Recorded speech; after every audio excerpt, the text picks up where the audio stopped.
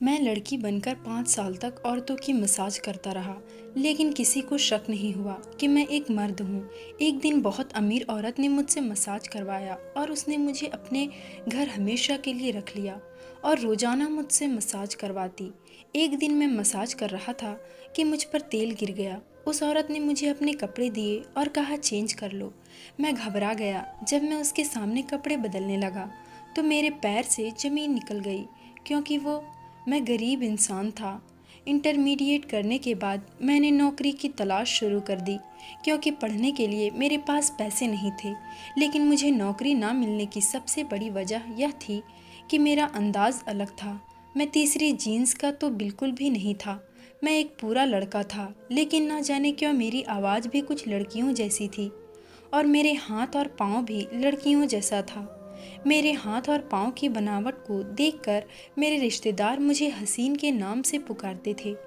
कई लोगों को शक था कि मैं तीसरी जीन्स का हूँ। यहाँ तक कि मेरे घर वालों को भी काफ़ी साल तक यही लगता रहा। लेकिन मैं एक लड़का था। बस ना जाने क्यों मेरे हाथों की बनावट ऐसी थी। थोड़ा बहुत आवाज़ भी लड़की जैसी थी। मैं जिधर भी काम लेने को जाता, कोई भी मुझे काम नहीं देता। हर कोई मुझे तीसरी जीन्स का समझकर भगा देता। कोई भी मेरी बात का भरोसा करने को तैयार नहीं था कि मैं एक लड़का हूँ। अगर मैं किन्नर होता तो फिर भी कोई बात होती, लेकिन मैं तो वैसा था ही नहीं जैसा दुनिया मुझे समझ रही थी। मेरे घर में पैसों की कमी थी। मेरे घर वालों ने भी मुझे बहुत परेशान करके रखा हुआ था। वो लोग भी मेरी जात से नफरत करते थे, क्योंकि उनको भी मैं अजीब ही लगता था। मेरी माँ कहती थी, तू तो ना बेटा निकला ना बेटी निकली। तुम्हारी बनावट बेटे जैसी होती तो तुम्हें कहीं नौकरी मिल जाती और हमारा गुजारा होता, या तुम पूरी बेटी होती तो हमें कमा कर देती, लेकिन तू तो कहीं की नहीं है। ये किसी और ने नहीं बल्कि मेरी माँ ही कह रही थी। जब दुनिया में इंसान साथ छोड़ देता है तो उसकी माँ उसका साथ देती है, लेकिन मेरी माँ तो माँ है और वही मुझे गलत इंसान ठहरा रही थी। समय गुजरता गया और मेरी उम्र 22 साल हो गई और मैं परेशान था। मैंने उसी परेशानी में अपना घर छोड़ दिया और दूसरे शहर आ गया। दूसरे शहर आकर भी नौकरी के लिए धक्के खाता रहा, लेकिन मुझे कहीं भी नौकरी नहीं मिला। फिर मुझे एक इंसान ने हिम्मत दिलाई जिसका एक मसाज सेंटर था और वो मर्दों का मसाज करता था। उसने मुझे कहा कि तुम ये काम करो। मैंने उसके सेंटर में काम करना शुरू कर दिया, लेकिन वहाँ पर भी सबने मुझे तीसरी जीन्स का समझकर सबने मेरा बहुत मजाक उड़ाया। उनमें से एक ने तो मौका पाकर मुझे परेशान करने की कोशिश की। यहाँ पर मेरी बर्दाश्त की हद खत्म हो गई थी और उस सेंटर को छोड़ दिया। फिर मुझे ख्याल आया कि जब दुनिया मुझे लड़की समझती है तो मैं भी दुनिया के सामने लड़की बन जाता हूँ। मैंने अपने आप को लड़का साबित करने की बहुत कोशिश की, लेकिन हार गया। अब मैंने एक नया रास्ता अपनाने को सोच लिया था। मैंने एक नकाब खरीदा और नकाब पहनकर पूरे तरीके से लड़की का रूप अपना लिया। उसके बाद मैंने जॉब के लिए दुकानों में काम तलाश करने लगा और मुझे अचानक काम भी मिल गया। एक दुकान मालिक ने मुझे रख लिया जिसकी कपड़ों की दुकान थी। उसने मुझसे कहा कि तुम देखने में ज़रूर खूबसूरत होगी, अगर तुम नकाब उतार दो तो मेरे ग्राहक ज़्यादा आएंगे। मैंने कहा कि मैं पर्दा करती हूँ, मैं ऐसा नहीं कर सकती। कुछ दिन मैंने वहाँ पर काम किया और मेरा अच्छा खासा गुजर होने लगा। मैंने एक कमरा किराए पर ले लिया। मैं पूरे दिन दुकान में बैठा होता था और दुकान का मालिक मुझे बहुत हौसला देता था। वह मुझ पर इस कदर मेहरबान था कि मैं हैरान हो जाता था कि ये इंसान मुझ पर इतना मेहरबान क्यों है। उसने कई बार मुझे नकाब हटाने को कही थी, लेकिन मैंने ऐसा नहीं किया क्योंकि मैं ऐसा कर ही नहीं सकता था। यहाँ भी मेरे साथ वही हुआ जो मसाज सेंटर में हुआ था। दुकान के मालिक ने एक रात मुझे किसी बहाने से रोक कर रखा और फिर दुकान बंद करके मुझसे ज़बरदस्ती करना चाहा। लेकिन जैसे ही उसने मेरा नकाब खींचा, उसे मालूम हो गया कि मैं लड़का हूँ, क्योंकि मेरी शक्ल तो लड़कों जैसी ही थी। बस हाथों की बनावट लड़कियों जैसी थी और थोड़ी आवाज़ भी। मेरा चेहरा देखकर दुकान के मालिक ने मुझे बहुत डांटा और कहा कि तुम धोखे से यह काम कर रहे थे। लड़की बनकर मैंने कहा, तुमने मुझे इसी काम के लिए साथ रखा हुआ था। अगर मैं सच में एक लड़की होता तो तुम तो मेरी इज्जत को ख़त्म कर देते। आज मैं लड़की नहीं था, लड़का था। मुझ में इतनी ताकत थी कि मैं उसे धक्का दे देता। मैं अपने आप को बचाते हुए कामयाब हो गया और जब उसने मेरा नकाब खींचा तो उसने मेरी सच्चाई पता चल गई। अगर मेरी जगह कोई लड़की होती तो वो अपने आप को बचा नहीं सकती थी, क्योंकि वो इंसान बहुत ताकतवर था। लेकिन मैं भी एक मर्द था और मेरे अंदर भी ताकत थी। मैंने खुद को बचा लिया। मैं वहाँ से भाग निकला। मुझे बहुत अफसोस हो रहा था कि यह दुनिया कैसी है, ना लड़के को छोड़ती है ना लड़की को। जब मैं लड़की बनकर दुनिया के सामने जाता हूँ तो कहते हैं कि मुझे धोखा दिया तुमने, तुम तो लड़की हो। और जब मैं लड़का बनकर सामने आता हूँ तो मुझे किन्नर समझकर अलग नज़र से देखते हैं। मैं एक बार फिर से बेरोजगार हो गया था, लेकिन मैंने हिम्मत नहीं हारी। इसी तरह नकाब पहनकर अपनी आवाज़ को लड़की की आवाज़ बनाकर मैं दूसरी नौकरी करने लगी। ये भी एक दुकान थी और वहाँ की मालकिन एक औरत थी, तो मुझे ज़रा तसल्ली थी। उस औरत ने मुझे नकाब हटाने को भी नहीं कहा। उस औरत का छोटा सा बेटा था और मैं उसका बहुत ख्याल रखता था और उसके कस्टमर को डील करता था। एक दिन वह औरत बहुत परेशान थी। मैंने परेशानी की वजह पूछी तो उसने कहा कि मेरे सर में दर्द है और मेरा अंग अंग दुख रहा है। मैंने उससे कहा कि मैं आपका सर दबा देती हूँ। मैंने उसका सर दबाया तो उसको बहुत आराम मिला। फिर मैंने उसके कंधे दबाना शुरू किए और मैं यूँ करते करते उसके पूरे शरीर पर हाथ फेरकर मसाज के अंदाज में दबाता जा रहा था और उस औरत को आराम महसूस हो रहा था। उसने मुझसे कहा कि तुम तो बहुत अच्छी मालिश करती हो, मेरा तो सारा दर्द ही तुमने गायब कर दिया। तुम्हें तो मसाज सेंटर खोलना चाहिए, तुम्हारे हाथों में बड़ी जादू है। ये मसाज सेंटर वाली बात उसने शायद ऐसे ही बोल दी थी, लेकिन यह बात मेरे दिमाग में बैठ गई। मैंने सोचा बात सच है कि मेरे हाथों में इतनी ताकत है, मैं बहुत अच्छे से मसाज कर सकता हूँ। लेकिन बस परेशानी यही है कि मैं मर्दों का मसाज करता था तो वो मुझे एक गलत निगाह से देखते थे, मेरा मजाक उड़ाते थे। फिर मुझे ख्याल आया कि क्यों ना मैं औरतों का मसाज शुरू कर दूं, औरत बनकर ही। और ये ख्याल आते ही मेरे अंदर खुशी की एक लहर दौड़ गई। अगले दिन जाकर मैंने अपनी मालकिन से कहा कि मुझे थोड़ा पैसा चाहिए, मैं जल्दी आपका पैसा वापस कर दूंगी। मेरी मालकिन बहुत अच्छी थी, बहुत अच्छी दिल की मालिक थी और अब तो रोज़ाना ही मुझसे मसाज करवाया करती थी। उसने मुझे कहा, ठीक है, अगर तुम इतनी परेशान हो तो मैं तुम्हें थोड़ा बहुत पैसे दे देती हूँ। तुम्हारा ईमानदारी का काम मुझे बहुत अच्छा लगा है, इसलिए मुझे तुम्हारी मदद करने में कोई परेशानी नहीं है। उसने मुझे अच्छे खासे पैसे दे दी थी और मैं खुशी से उछल रहा था। मैंने उस पैसे से एक मसाज सेंटर खोल लिया। औरतों के लिए मैंने ये सेंटर उधार की बुनियाद पर खोला था और भगवान से प्रार्थना कर रहा था कि मेरा कारोबार चल जाए ताकि मैं अपनी मालकिन का पैसा वापस कर सकूं। मैं दिन को मालकिन के घर में काम करता था और शाम को अपना मसाज सेंटर खोलता और औरतें आती थी और मुझसे मसाज करवाती थी और मैं नकाब पहना होता था। वो मुझसे मेरे नकाब की वजह पूछ रही होती थी तो मैंने यही कहा कि बस मैं पर्दा करती हूँ। मेरे हाथों की बनावट से किसी औरत को शक नहीं हुआ कि मैं असल में हूँ कौन। मैं हमेशा सोचता था कि भगवान ने मेरे हाथ को ऐसे क्यों बनाए हैं, क्या मेरे आवाज़ को लड़की जैसा बनाया। लेकिन आज मुझे समझ आ गया था, भगवान कोई चीज़ बेकार नहीं बनाई थी, मेरे हाथ ही थे जो मेरे काम आ रहे थे। मेरा मसाज सबको बहुत अच्छा लग रहा था, हर कोई मेरी तारीफ कर रहा था और मेरे ग्राहक ज़्यादा होते जा रहे थे। जो भी औरत मुझसे मसाज करवाती वो आगे जाकर दूसरी औरतों को बता देती कि इसके हाथ में बड़ी ताकत है।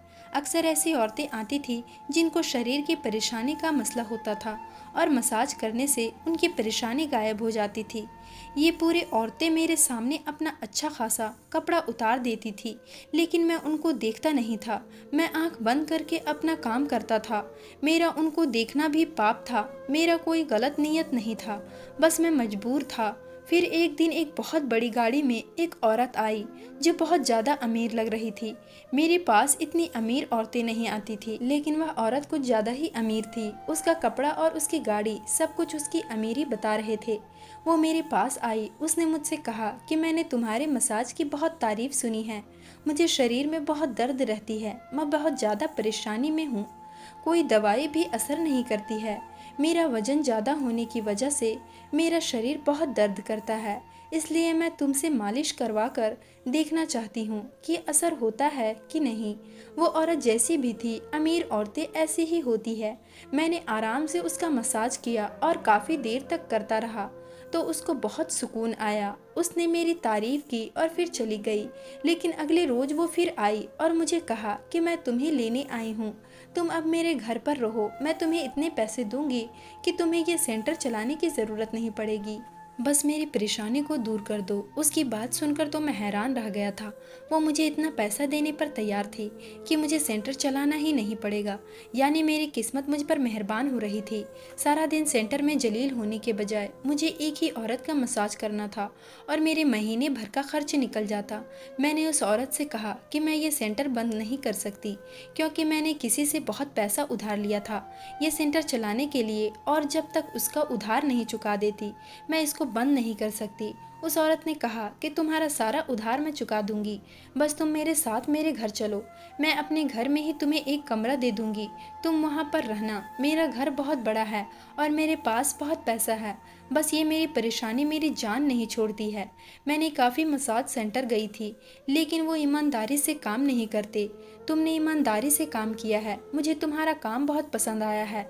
मैंने उस औरत से कहा कि आप रोज़ाना यहाँ आ जाया करें, मैं आपका मसाज कर दूंगी। तो उस औरत ने कहा कि तुम्हारा यह छोटा सा सेंटर में आना मुझे अच्छा नहीं लगता है, मेरा ताल्लुक बहुत ही हाई क्लास से है, और जब मेरी सहेलियों को मालूम होगा कि मैं इतने छोटे से सेंटर में आकर मसाज करवाती हूँ तो मेरा मजाक बन जाएगा, इसलिए मैं यहाँ नहीं आ सकती, तुम मेरे घर आ जाओ।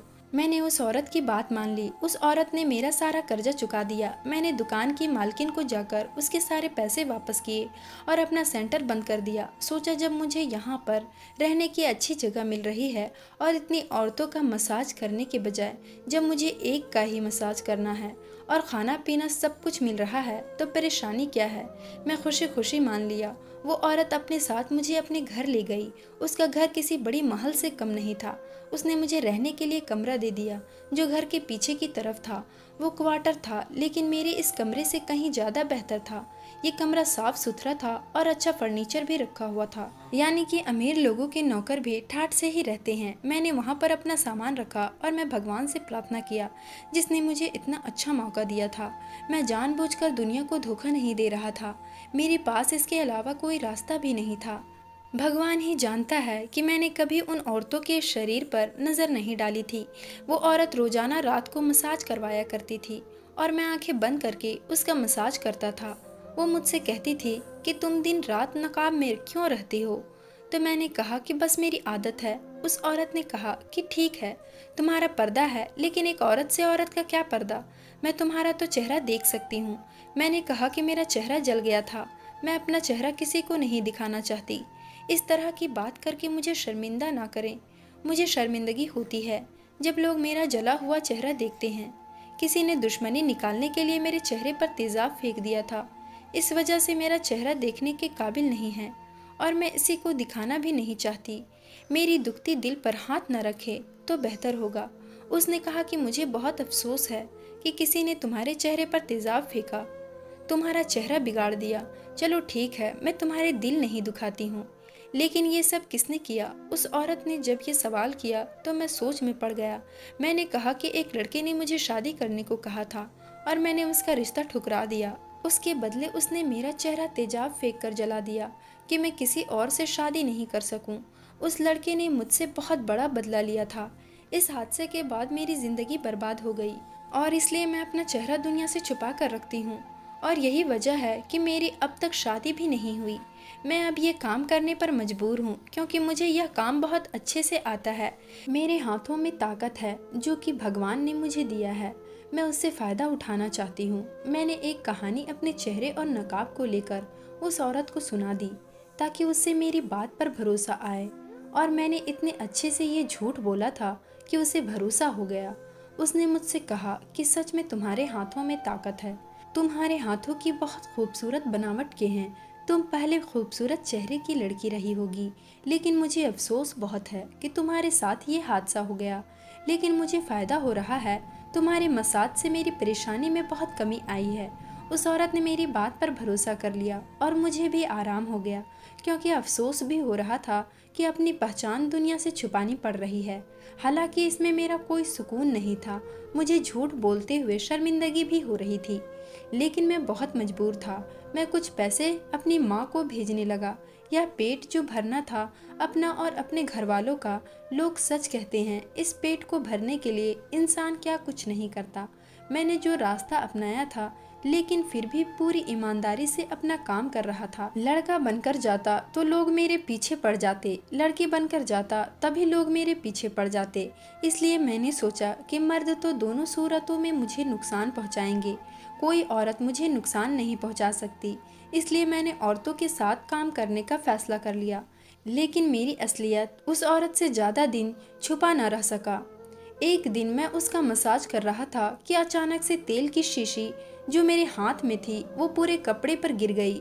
मैं परेशान हो गया, मेरी मालकिन भी परेशान हो गई। उसने कहा, तुम्हारे कपड़े तो खराब हो गए हैं। मैंने कहा, मैं कपड़े बदल कर आती हूँ।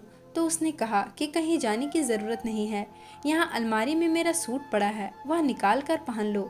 मैंने कहा, नहीं, मैं नहीं पहन सकती आपके कपड़े, मैं अपने कमरे में जा रही हूँ। उसने ज़बरदस्ती अपना एक जोड़ा निकाल कर मुझे दिया और कहा कि कपड़े बदल लो। मैं परेशान हो गया था, मैं उसके सामने कैसे कपड़े बदलता।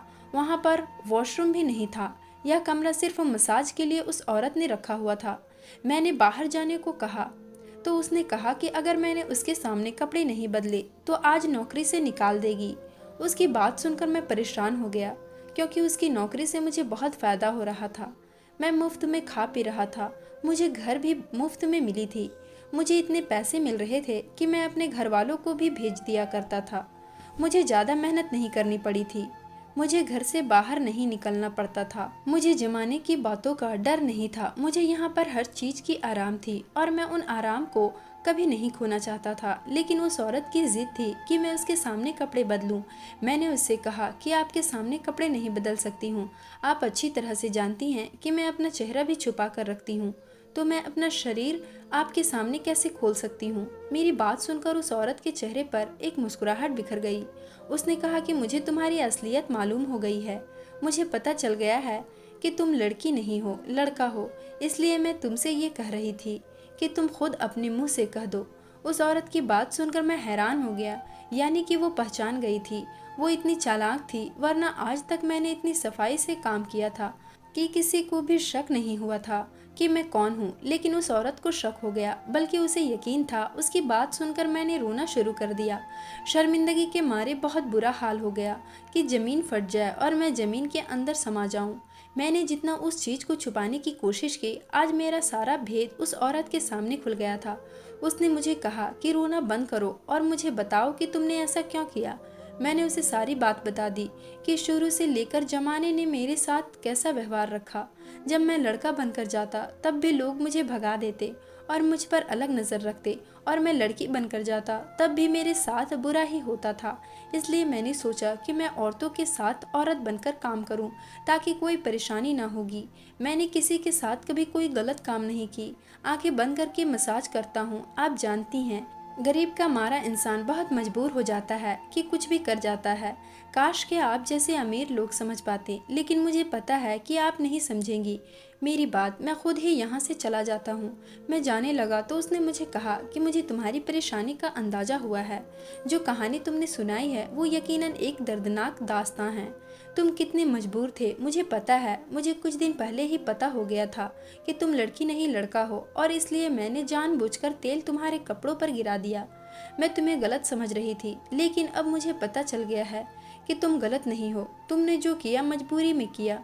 मैं तुम्हारी मदद करना चाहती हूँ, और मैं तुमसे मसाज तो नहीं करवाऊंगी क्योंकि मुझे मालूम हो गया है कि तुम लड़की नहीं हो। लेकिन मेरे पास तुम्हारे लिए और काम है। तुम्हारा ईमानदारी मुझे बहुत अच्छा लगा। तुमने कोई गलत काम नहीं की। मैं तुम्हारी मजबूरी समझते हुए तुम्हें एक और नौकरी दे रही हूँ। औरत की बात सुनकर मुझे खुशी हुई। मैंने पूछा कि मेरे लिए क्या काम है, तो उसने कहा कि तुम्हें मेरे घर की रखवाली करनी होगी। मैं किसी और पर भरोसा नहीं करती। तुम्हें जितने दिन मैंने अपने घर में रखा, तुमने कोई चोरी नहीं की। बहुत अच्छे तरीके से तुम यहाँ रह रहे थे। आज के बाद तुम मेरे घर की रखवाली करना।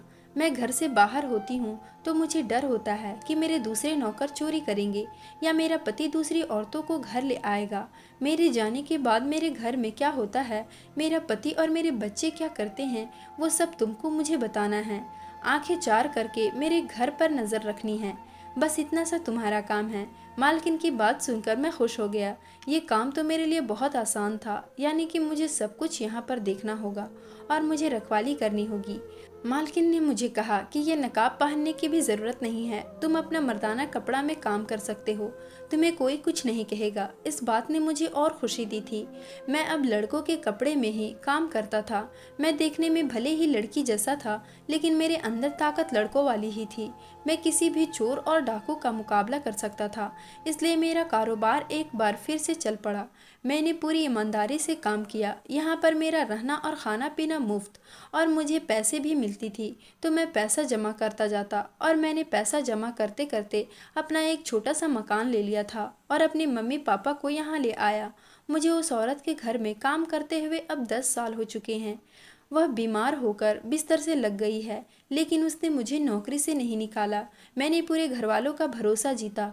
उस औरत ने मुझे कहा कि लोग तो बहुत हैं, लेकिन जिस ईमानदारी से तुमने मेरा काम किया था और तुम आंखें बंद करके जब मेरा मसाज करते थे, तभी मुझे अंदाज़ा हो गया था कि तुम कितने साफ दिल इंसान हो।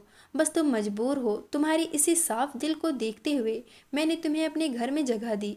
आज मैं बहुत खुश हूँ। मेरे मम्मी पापा छोटे से घर में रह रहे हैं और मैं उस घर में आराम से रह रहा हूँ।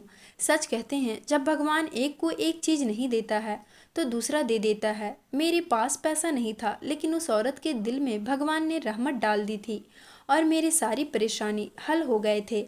सारी बात मेरी नीयत की थी जो साफ थी। मेरी कहानी सुनकर आपको मुझ जैसे इंसानों के बारे में अंदाज़ा हो गया होगा कि हम जैसे लोग जो पूरे मर्द होके भी कुछ नहीं कर सकते और ज़माना उनके साथ क्या सलूक करता है और वो लोग कितने मजबूर होते हैं। मेरी आपसे गुजारिश है कि मेरे जैसे अगर किसी इंसान को आप देखें तो उसके साथ हमदर्दी से बात करें। अगर एक इंसान पूरे तरह से किन्नर होता है तो फिर भी उसे ज़माने में जगह मिल जाती है और वह वही काम करता है जो किन्नर करते हैं। लेकिन अगर एक इंसान पूरे मर्द हो, लेकिन उसके हाथ पाँव की बनावट, उसकी आवाज़ औरतों जैसी लगती हो, तो उसे ज़माने में बहुत मुश्किल का सामना करना पड़ता है। बिल्कुल ऐसे ही जैसे एक पागल के लिए एक जगह है जिसे पागल खाना कहते हैं और वो वहीं पर रहता है, पर किसी को कोई ऐतराज़ नहीं होता। लेकिन एक आधा पागल के लिए कोई जगह नहीं होती उसके घर के सिवा। आधा पागल इंसान ना तो पागल खाने में रहता है, ना अपने घर में सुकून से रह सकता है। हम जैसे लोगों को यही परेशानी था। दोस्तों, ये थी आज की कहानी। कैसी लगी कमेंट करके ज़रूर बताएं। वीडियो को लाइक और चैनल को सब्सक्राइब ज़रूर करें। मिलते हैं हम अपनी अगली कहानी में।